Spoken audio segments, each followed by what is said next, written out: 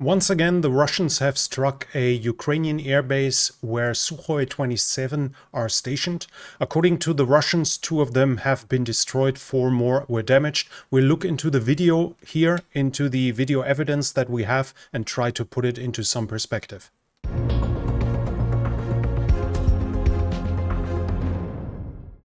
So this is the video of the attack that the Russians have published. It shows an Orlan 10, the camera perspective from an Orlan 10 and the Sukhoi 27 that are being identified. And here you can see on the right, I'm not sure that was visible here. Let me quickly show it right above my camera. Here you see actually the silhouette painted on the ground to distract, to give false targets, etc. So the Russians say that those are Sukhoi 27, and we can see planes here at these different positions. One here in the south as well. A fair number, and this is now the strike that hits the airfield. See that the drone is roughly in 5-kilometer altitude, and what you see here, those small clouds are from cluster munition. So this basically means everything under it should be more or less Swiss cheese. There is the likelihood of something under it still being usable is extremely low. Munition like this is specifically made for that purpose, to destroy everything. And as you can see by the perfect circle, the release of the submunition looks like it was according to plan.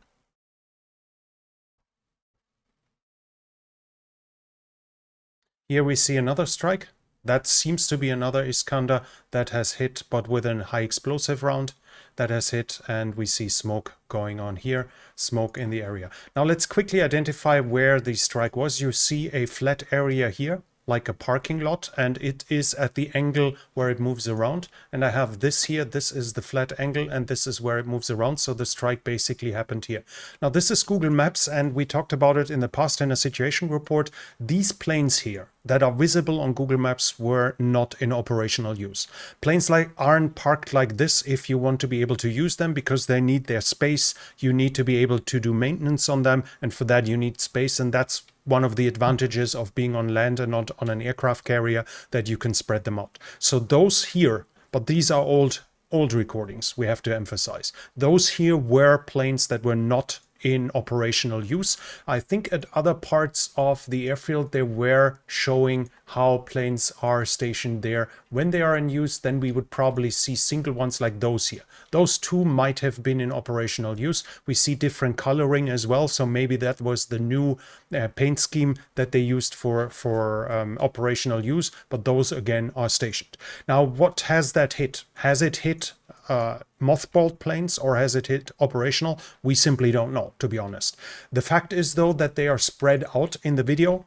It seems to indicate that they are in use. This is not conclusive, but it's possible. But even if they were mothballed, we shouldn't use this to cope here. Even a mothballed plane is important. First of all, we still don't know whether it was mothballed or not, but a mothballed plane is used for spare parts, for cannibalizing it. And the fact that Ukraine had a lot of mothballed planes, a lot of planes that were out of commission, not flyworthy, but still had its part, is probably the main reason why the Ukrainian Sukhoi 27s are still flying, because they get cannibalized to keep others flying. It's also one of the reasons why Ukraine still has Sukhoi 24M flying, while they, according to accurate analysis, probably have lost more than they had in flyworthy condition at the beginning of the war.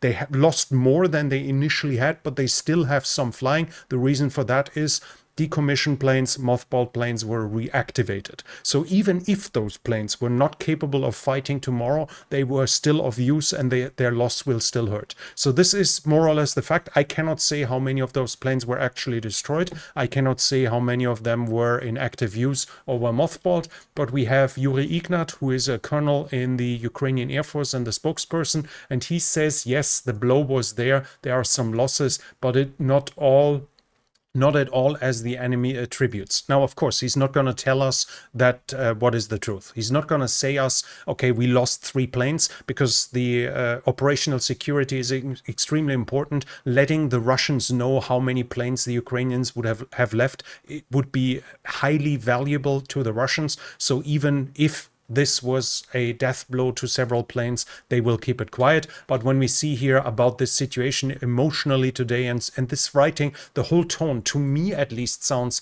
like he's admitting, yeah, we lost something that was worth something to us. We lost operational planes. Now, we do not have a full proof of this, but if I read his context, if I read what he writes, I would say the Ukrainians, despite hopes in other regards, probably have lost operational planes. And here in the war zone, an interesting fact comes on top. There have already been at least 2 similar strikes on this airfield with reconnaissance broadcasts in the last 2 weeks. So the Russians regularly strike that airfield, and the Ukrainians still keep the planes like this. This is the old version we saw from May. Here we saw the planes, and those, for instance, the next to each other, I would bet they are decommissioned. Here we even see some in parts. To me, that's clearly cannibalized, and this was the video from May where the Russians struck the airfield as well, and you can see this is the same place. This time the cluster munition more or less hit here, so they keep hitting at the same point. Is that a proof of anything? Is that a proof that this was them taking out active planes or not? I cannot say, but we see that the Russians keep striking there. We see that the Russians are capable of flying there with their Orlan-10 drones 100 miles behind the front line, and that the Ukrainians right now are not capable of shooting them down. Here, this is the international border, and this is where the airfield is. The Russians can operate their reconnaissance drones there without them being shot down, and we see from the Ukrainian side no attempts to hide their planes. Simple canvas would even be enough.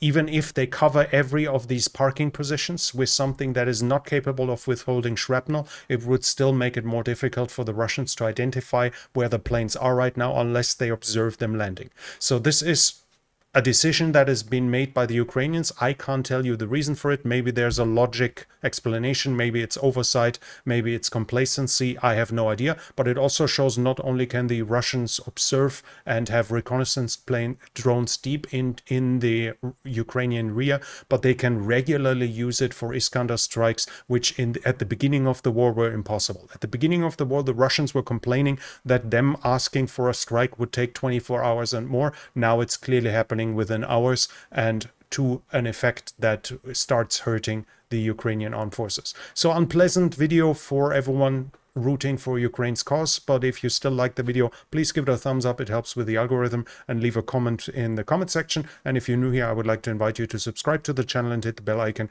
so you don't miss future videos. This channel is only possible because of the support of viewers like you. If you'd like to support the channel, you can do so by the means in the description. Thank you very much to everyone already supporting this channel, but that's it from me for now. Thank you for watching, and I'll be back.